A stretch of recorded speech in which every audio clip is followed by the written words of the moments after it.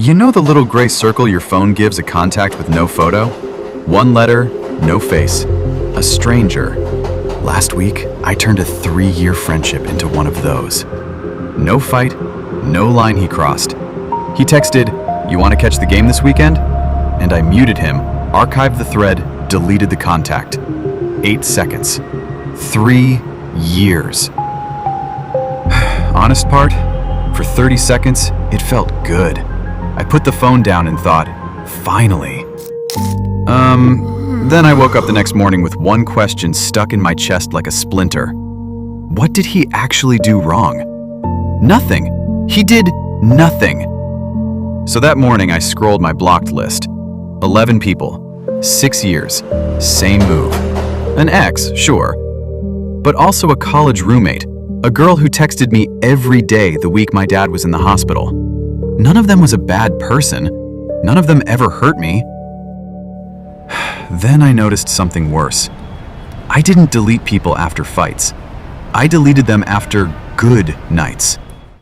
So I asked one question about each. What was happening right before I cut them off? The pattern showed up so fast it scared me.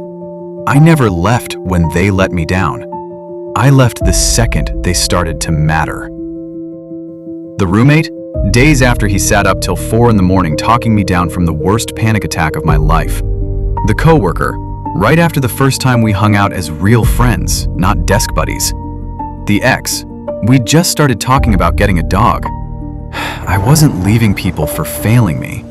I was leaving the second I started to need them. A few days later, there's a woman. Call her M. She was the kind of person who remembered tiny things. I said once I hated phone calls, so she always texted first.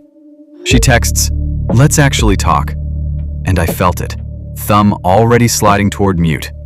But this time I didn't. I listened to the voice. Not "she's annoying," something calm and clear.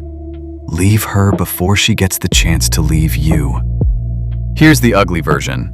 The closer someone gets, the more power they have to wreck your week, or your month, or your whole nervous system. And I hated that. The brain doesn't hate pain. It hates uncertain, no end in sight pain.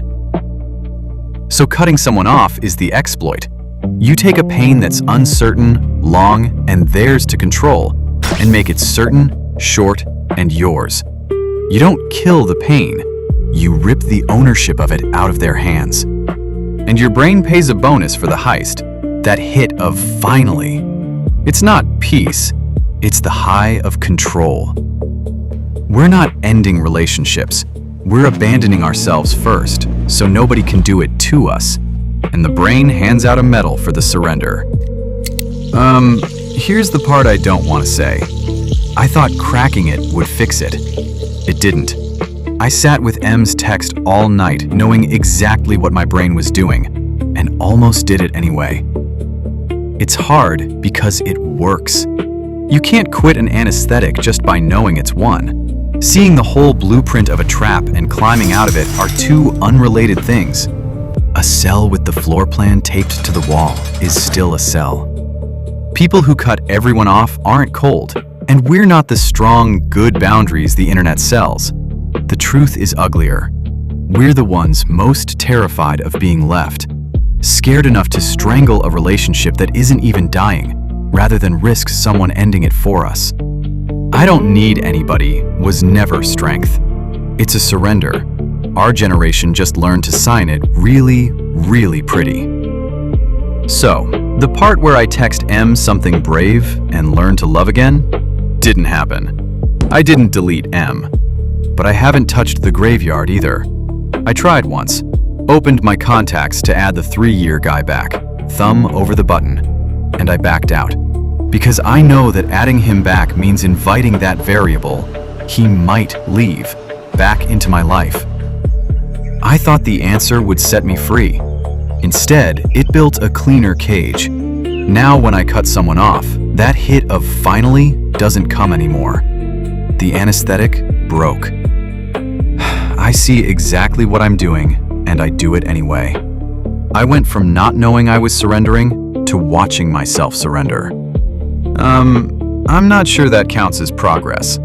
All I did was cut a window into the cell.